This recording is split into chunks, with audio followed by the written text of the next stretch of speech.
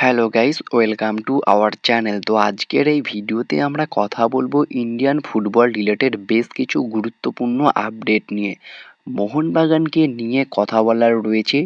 মোহনবাগানের superstar striker Jamie Maclaren Mohun Bagan ছেড়ে আবারও এই লিগে ফিরে যাচ্ছে, যেটা তিনি নিজেই জানিয়েছেন। তো সেই বিষয়টা নিয়ে কথা বলবো।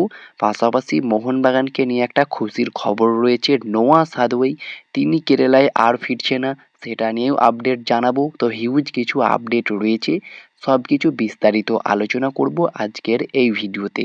তো ভিডিওটা শুরু করার আগে এই চ্যানেলে যারা প্রথমবার এসেছো তারা অবশ্যই সাবস্ক্রাইব করে পাশের বেল আইকনটিতে অল প্রেস করে দিও। তো চলো শুরু করা যাক। তো প্রথমেই আমরা কথা বলে নেব ওড়িশা এফসিকে নিয়ে।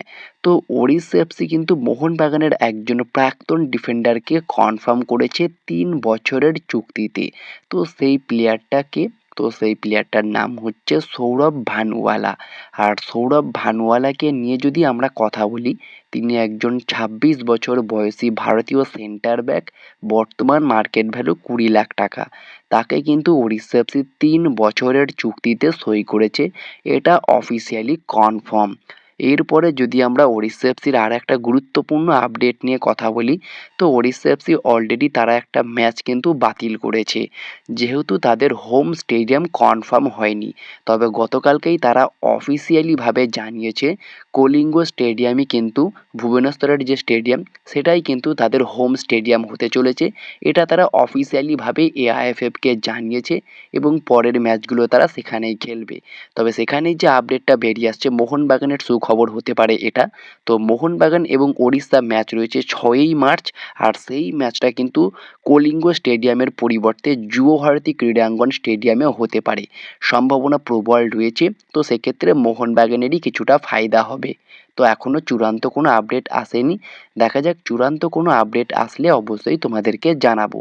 এরপরে যদি আমরা ইস্টবেঙ্গলকে নিয়ে কথা বলি, তো ইস্টবেঙ্গল কিন্তু এই মরশুমটা দুর্দান্তভাবে শুরু করেছে। আর ইস্টবেঙ্গল দলটাকে অনেকটাই স্ট্রং লাগছে অন্যান্য মরশুমের থেকে। এই মরশুমে তো অন্যান্য টিমগুলির থেকেও অনেকটাই ব্রিলিয়ান্ট লাগছে ইস্টবেঙ্গলকে। 5 জন বিদেশি নিয়েই প্রথম ম্যাচটা খেলে এবং সেই ম্যাচে তো আনবিলিভেবল পারফরমেন্স করেছে। এবং গতকালকেই তাদের 6 নম্বর বিদেশি অ্যান্টন সোবার্গ, ডেনমার্কের একজন সেন্টার ফরওয়ার্ড, তিনিও কিন্তু কলকাতায় চলে এসেছে। পরের ম্যাচে তিনি খেলতে পারবেন। তো খুবই কোয়ালিটিফুল একজন বিদেশি ইউসুফ এজ্জেজারি প্রথম ম্যাচেই জোড়া গোল করেছেন। তো এখন ইস্টবেঙ্গল সমর্থকরা তাদের এই নতুন ডেনমার্কের সেন্টার ফরওয়ার্ডের দিকেও নজর রাখবে, তিনি কতটা ভালো পারফরমেন্স করতে পারে।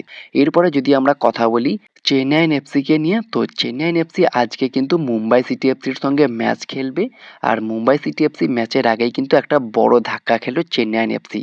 তারা তাদের নাইজেরিয়ান ফরওয়ার্ডকে মিস করতে চলেছে এই ম্যাচে। সেই স্ট্রাইকারটা হচ্ছে ড্যানিয়েল চিমাচুকু। ড্যানিয়েল চিমাচুকু এই ম্যাচে আনঅ্যাভেলেবেল থাকতে চলেছে, এই আপডেটটাও বর্তমানে বেরিয়ে এসেছে। এরপরে যদি আমরা কথা বলি নোয়া সাদওয়িকে নিয়ে, তো নোয়া সাদওয়ি তিনি কিন্তু কেরালা দল ছেড়ে লোন ডিলে ইন্দোনেশিয়ান লিগে খেলছে। তবে সেখানেই যে খবরটা বেরিয়ে আসছে, গতকালকেই এই আপডেটটা পাওয়া গিয়েছে। তো সেটা হচ্ছে নোয়া সাদওয়ি কিন্তু এই মরশুমের পরেই কেরালার সঙ্গে চুক্তি শেষ হয়ে যাচ্ছে। 2026 মে 31-এ চুক্তি শেষ হয়ে যাচ্ছে। আর খুব সম্ভবত তিনি কিন্তু আর কেরালা ব্লাস্টার্স এফসি টিমে ফিরছে না, তিনি কেরালা দলে যোগ দিচ্ছে না। তো এক্ষেত্রে মোহনবাগান যদি পরের মরশুমে একান্তই কোনো বিদেশিকে চায়, তো সেক্ষেত্রে এই নোয়া কিন্তু মোহনবাগানের জন্য খুবই ভালো একটা অপশন হতে পারে। আর নোয়া সাদওয়ের দিকে কিন্তু অনেক আগে থেকেই মোহনবাগানের একটা ইন্টারেস্ট রয়েছে। তবে কার পরিবর্তে নেবে, রবসন রবিনো না দিমিত্রি পেত্রাতস, এখনো পর্যন্ত পুরো এই মরশুমটা বাকি রয়েছে। এই দুজন কিন্তু আপাতত স্ক্যানারে রয়েছে, তাদের দুজনের পারফরমেন্স দেখে বিচার করেই কিন্তু তাদের সঙ্গে চুক্তি বাড়াবে। তো সেক্ষেত্রে দেখার বিষয় এটাই হবে এই দুই বিদেশি কতটা ভালো খেলে। তো তোমাদের কি মনে হয় এই দুই বিদেশির কি পরিবর্তনের প্রয়োজন রয়েছে? এই দুজনের মধ্যে কি একজনকে ছেড়ে দিয়ে নোয়ার মতো কোনো প্লেয়ারকে নেওয়া উচিত? অবশ্যই সেটাও তোমরা কমেন্টে জানিও। এবং সর্বশেষ লাস্ট যে আপডেটটা নিয়ে আমরা কথা বলবো, সেটা হচ্ছে মোহনবাগানের অজি বিশ্বকাপার জেমি ম্যাকলারেনকে নিয়ে। তো জেমি ম্যাকলারেন রিসেন্ট টাইমে এই কয়েকদিন আগেই কিন্তু একটা এই লিগের ইয়ার পডকাস্টে জানিয়েছে যে তিনি খুব সম্ভবত আবারও এই লিগে ব্যাক করতে চলেছেন খুব তাড়াতাড়ি। তবে কি তিনি মোহনবাগানের সঙ্গে চুক্তি ভেঙে আবারও এই লিগে ফিরে যাচ্ছে? এরকমই একটা আভাস কিন্তু তিনি নিজেই দিয়েছেন। তো ম্যাকলারেন মোহনবাগান টিমে এসে তার এই লিগের ফর্মটা তো পায়নি, তবে বেশ ভালোই খেলেছে। তো সেক্ষেত্রে ম্যাকলারেনকে জিজ্ঞাসা করা হলে তিনি জানান যে তিনি আবারও খুব তাড়াতাড়ি এই লিগে ব্যাক করতে পারে। তবে সেখানে মোহনবাগানের সঙ্গে এই জিমি ম্যাকলারেনের 2028 সাল পর্যন্ত চুক্তি রয়েছে। তো জিমি ম্যাকলারেন কি 2028 সাল পর্যন্ত খেলে তারপরে এই লিগে ফিরে যাবে, নাকি তার আগেই চুক্তি ভঙ্গ করে এই লিগে ফিরে যাবে? এটাও একটা প্রশ্নচিহ্ন থাকছে। তবে একান্তই যদি জেমি ম্যাকলারেন দল ছাড়ে, সেক্ষেত্রে মোহনবাগানের জন্য বেস্ট একটা অপশন হতে পারে last year top scorer Alaaeddine Ajaraie. আর আলাদিন আজারাইকে নিয়ে নতুন করে বলার কিছু নেই, একজন মরক্কান সেন্টার ফরওয়ার্ড, খুবই কোয়ালিটিফুল একজন প্লেয়ার। আইএসএল এর প্রথম মরশুমে এসে বাজিমাত করেছিল। বর্তমান মার্কেট ভ্যালু 2.8 কোটি টাকা। বর্তমানে নর্থ ইস্ট থেকে পার্সিজা মানে ইন্দোনেশিয়ান সুপার লিগের একটি ক্লাবে তিনি খেলছেন লোন ডিলে। তবে সেখানেই নর্থ ইস্টের সঙ্গে এই আলাদিন আজারাইয়েরও চুক্তি শেষ হয়ে যাচ্ছে। যদিও North East United FC Alaaeddine আজারাইকে চুক্তি অফার করেছে, সম্ভবত সেই চুক্তিতে সইও করতে পারে।